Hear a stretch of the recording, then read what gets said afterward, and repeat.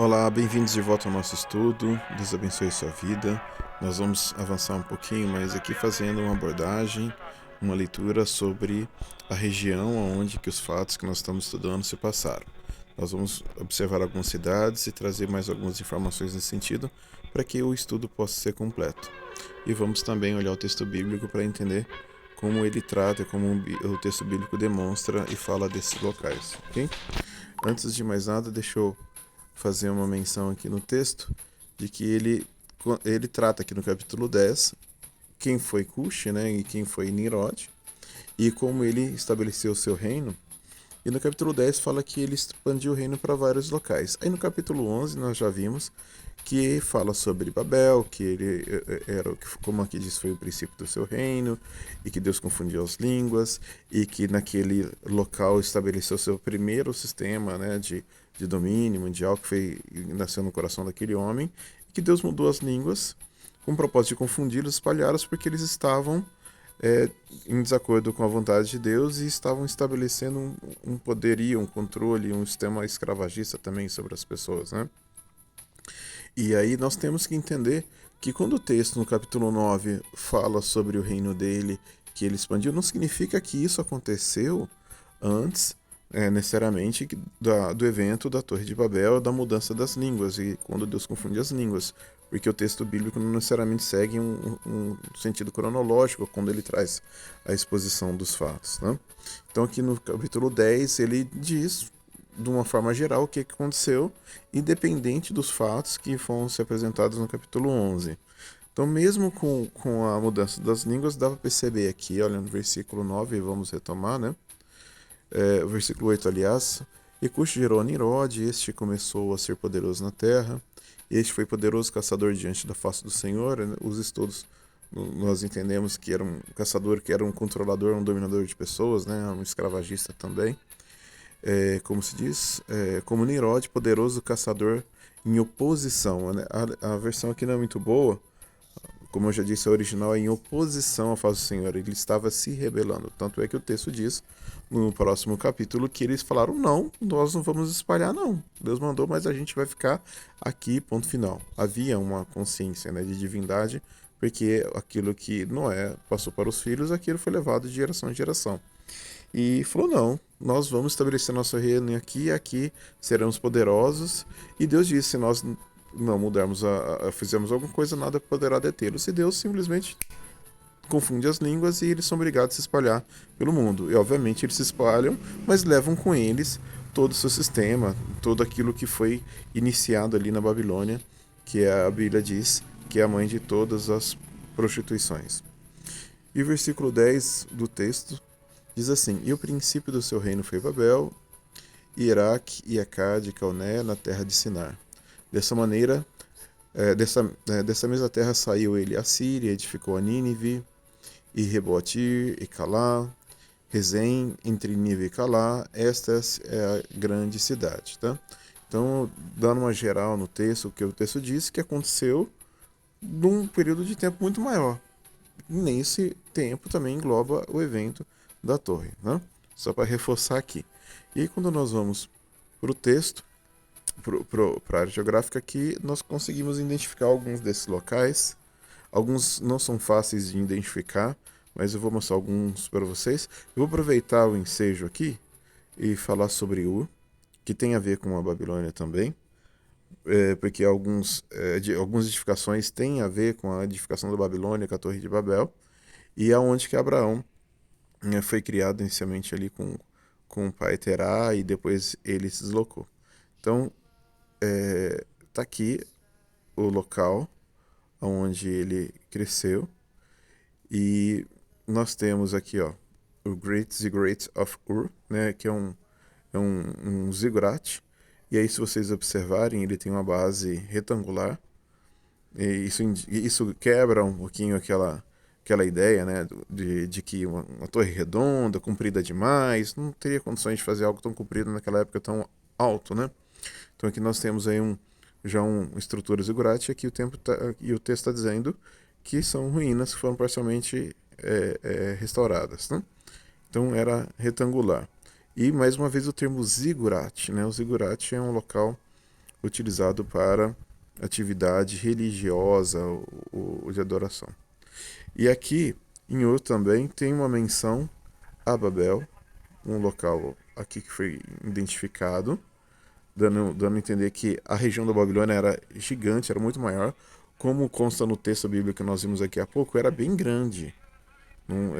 Nós vamos mostrar aqui aonde que ficam outros locais que podem ser identificados, e a gente verifica que passava de 100, 200, 300 quilômetros. Okay?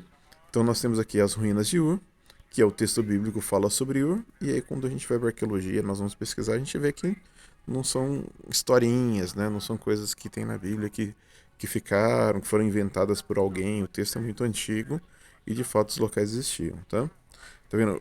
Ur dos Caldeus, que a Bíblia menciona bastante, as ruínas de Ur. Se a gente clicar aqui, dá para poder ver algumas fotos, né? Algumas imagens. Deixa eu tentar reduzir um pouquinho aqui. Vai ser um pouco mais difícil, depois eu coloco para cá. Então tem algumas ruínas e com algumas inscrições que podem ser observadas desses locais que de fato eles existiram. Ok? Deixa eu retomar aqui. Deixa eu devolver aqui o texto bíblico. E assim nós podemos entender que havia uma relação, uma correlação entre eles. Aqui existe até uma menção, ó, casa do profeta Abraão. Ok? Abraão é reconhecido, inclusive, na religião muçulmana, né, como um profeta, como alguém importante, né, o pai das nações também. Então, Abraão ele tem relação com o islamismo, com o judaísmo e com o cristianismo. É muito importante. E existem alguns estudos que não dá para abordar agora que tratam dessa temática, o que está sendo feito, e tem a ver com a proposta ecumênica. Esse aí é um assunto para depois. Não dá para fazer uma abordagem disso agora. E aí nós vemos que aqui na terra de Ur, que fazia parte da região da Grande Babilônia, okay, que não é só aquela região menor ali no Iraque, também tinha um zigurate. Então essa prática desse tipo de construção. Nós sabemos que, assim como lá também Babel existiu, da Babel em si, da Babilônia em si, tá lá os locais que nós já vimos, né? A Torre de Babel. A Torre de Babel dá para perceber também que é uma base quadrada, né? Não posso dizer que é exatamente quadrada, mas ela é próxima disso, se não é retangular. E nós vemos aí várias menções, né? Da Babilônia. Aqui o palácio do Saddam Hussein, que, como eu disse, que ele se autodeclarava descendente de Nabucodonosor, como consta a Bíblia, né, nos tempos de Daniel, que é muito importante entender isso também para entender os tempos de hoje. Aí são ruínas da Babilônia, como a capital da época, né, capital mundial. Portal de Star, que eu já fiz algumas menções sobre quem era, que era uma deusa da época que representava a adoração à lua. Okay? Havia também adoração ao sol. Daí que vem o Sunday, né, o dia do sol, Monday, dia da lua, e aí nós podemos fazer uma abordagem disso mais para frente. Okay?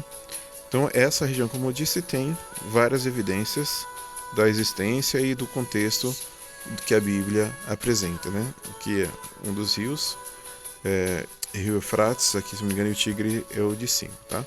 Me perdoem se eu estiver confundindo aqui agora, mas esse aqui, se não me engano, é o Eufrates mesmo. E o de cima é o pro lado direito, aqui mais pro leste, é o rio Tigre, que é a região da Babilônia, que é a Mesopotâmia, que quer dizer, né, entre rios. Então aqui foi o princípio do reino de Nimrod, foi Babel, como eu disse, essa região aqui, mas se expandiu, como eu mostrei em Ura, onde Abraão esteve, também tinha Zigurate, também tinha umas práticas, e aqui em Mossul, no Iraque, nós temos também evidência, né, do texto bíblico, e que quando menciona Nínive, né, eu fiz uma pesquisa, os que eu já encontrei estou disponibilizando aqui para vocês, mas fazendo uma análise aqui, ó, tá vendo? Nínive, essa região, aí a Bíblia também fala sobre o Senaqueribe, que era um rei, né, e nós temos aqui mais um lugar, um dos locais onde que Nimrod estabeleceu seu reino, que ele expandiu. Quando você mede a distância entre aqui a Babilônia e Mossul, que é no caso aqui Nínive, essa região, que é identificada aqui, né, que eu acredito que é a mesma do texto bíblico, cabe talvez mais investigação, mas eu parto do princípio e do pressuposto que seja. Tá legal? Com base na pesquisa que eu fiz. É sempre assim, passivo de questionamentos em relação aos locais, nomes, mas as evidências contribuem para isso e às vezes nós temos aí mais condições de interpretar o texto dessa forma, tá? Como eu disse, esse aqui é o Rio Tigre, né, que é o mais a leste, né, oriente, e o ocidental é o Eufrates, e aqui é a região da Mesopotâmia, é o berço aí da humanidade. Aqui em cima, acho que eu tenho mais alguma coisa aqui para mostrar para vocês rapidinho. Vamos ver aqui as ruínas. Temos algumas inscrições aqui, acho que é essa aqui. Nossa, aqui é uma biblioteca. Me desculpem, tá? Tô fazendo aqui meio de improviso, por mais que eu me prepare antes, é sempre bem complicado. Não dá para ficar lendo um roteiro, então eu tenho que fazer meio de cabeça. Mas se eu não me engano, eu tinha marcado alguma coisa aqui para mostrar para vocês. Mas mostrar aqui um pouquinho também de Arã. Abraão saiu antes de ir para Jerusalém, né? Aqui, mais embaixo, mais ao sul e ao mesmo tempo ao leste, onde que eu mostrei para vocês. Antes dele seguir para o oeste, aqui para Israel, para Canaã, ele foi para Arã, que é aqui no extremo, nessa bandeira verde aqui no extremo, mais ao norte e mais a oeste aqui. E daqui de Ur até Arã são aproximadamente 800 quilômetros. Eu imagino pelo menos uns 2 meses andando, caminhando até chegar lá. Né? Isso em linha reta. Eu fiz uma medição já aqui, eu vou evitar de ficar fazendo a medição aqui para não tomar muito tempo, para não extrapolar muito tempo, mas eu já fiz algumas medições aqui para interpretar. Tá? E depois de Arã, que é aqui em cima, até Canaã, ali, Jerusalém, aproximadamente dá uns 750 quilômetros. Então a região era grande. Eu vou mostrar um pouquinho de Arã antes de interromper essa parte do vídeo para não extrapolar o tempo. Mas aqui nós temos uma região arqueológica com os locais onde que Abraão passou antes de separar do pai dele. Ele separou do pai dele aqui em Arã, aí ele foi para Canaã. Foi daí que ele deixou o pai, né? E deixou a família dele para poder cumprir com o propósito dele. Ok?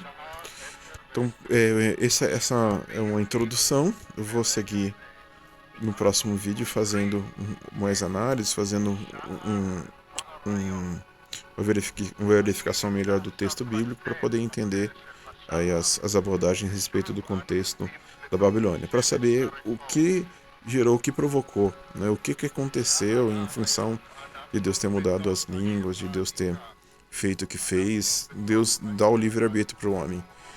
Deus mudou as línguas, mas permitiu que o homem continuasse com suas crenças, com suas práticas, porque cada um tem a sua consciência espiritual, cada um sabe o que deve fazer e cada um responderá diante de Deus pelas suas escolhas.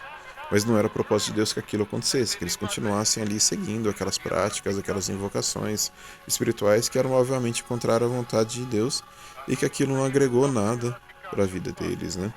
Espiritualmente falando, o texto bíblico nos mostra isso. E aí nós vamos continuar avaliando, para entender o contexto aqui geográfico, histórico e na sequência vamos avançar no texto bíblico. Ok? Então Deus abençoe. Até o próximo.